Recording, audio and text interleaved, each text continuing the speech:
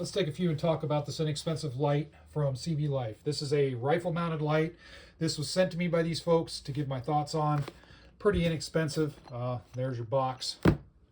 Kind of an unboxing, even though I already looked at this. It does come with instructions. The instructions are pretty clear to read as well, so no issues there.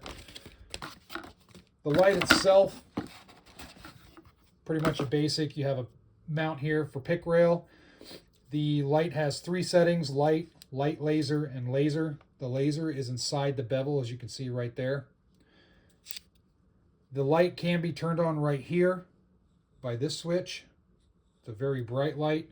And the same, I'll demonstrate the laser. It's a green laser. And it does have a provision right here where you can mount a pressure switch if you'd like. So the pressure switch is decent. It mounts solid enough.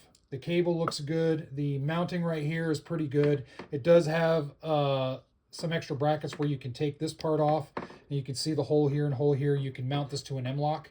So that's an interesting little deal. A lot of people have M-lock, but yeah, I could just take this off and then mount it directly to an M-lock attachment point. That's kind of cool.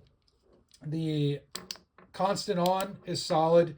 The momentary is good. There's a slight delay when I hit the momentary for the light to come on, like a quarter of a second or so. It's just ever so slight, but it's noticeable.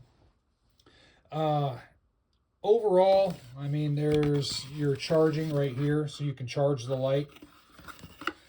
Overall, the construction is good, and I don't have an issue with that, and I think it's kind of cool to have a laser integrated into the light. I don't like this.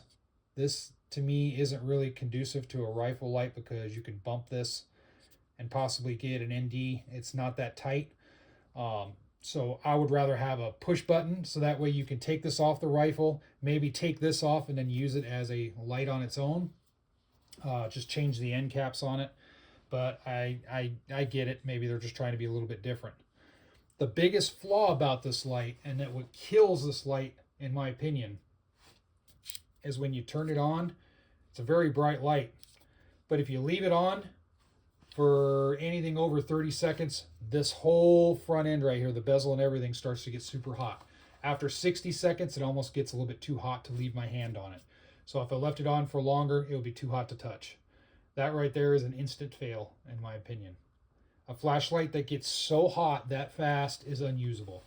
So unfortunately, this light's kind of an interesting design, and I dig the design, but it gets a fail from me because of the fact it's heating up so much right here. That's not safe to me.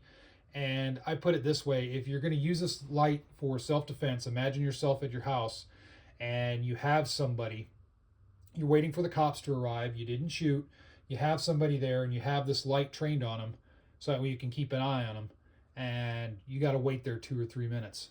This light is going to get super, super hot, and hopefully it doesn't fail on you. I don't like lights that get really hot. Olights have been having that issue a little bit, I think, with some of their lights. But I have plenty of lights that I could just leave on and they don't get hot. My stream lights don't get hot. I have some couple cheap coast lights that don't get hot. I think they can back off the lumens maybe a little bit or something like that. I don't know. Maybe look at the construction of this. But the fact that maybe this one's a dud, I don't know. But I'm reviewing what they sent me. So keep in mind, this is a sample size of 1. So there might be some other ones that work just fine, but this one doesn't.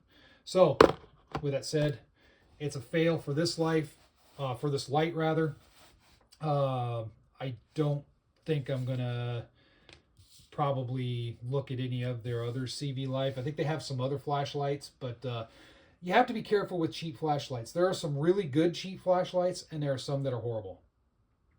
This one is just a no-go. So just be careful out there when you're looking at cheap lights. Do your due diligence. Make sure to test it out first before you just throw it on a rifle. This is a perfect example. You just want to make sure to get something that's going to work and it's not going to overheat on you. So that said, that's going to conclude this review. Feel free to post your thoughts in the comment section below. And as always, stay safe.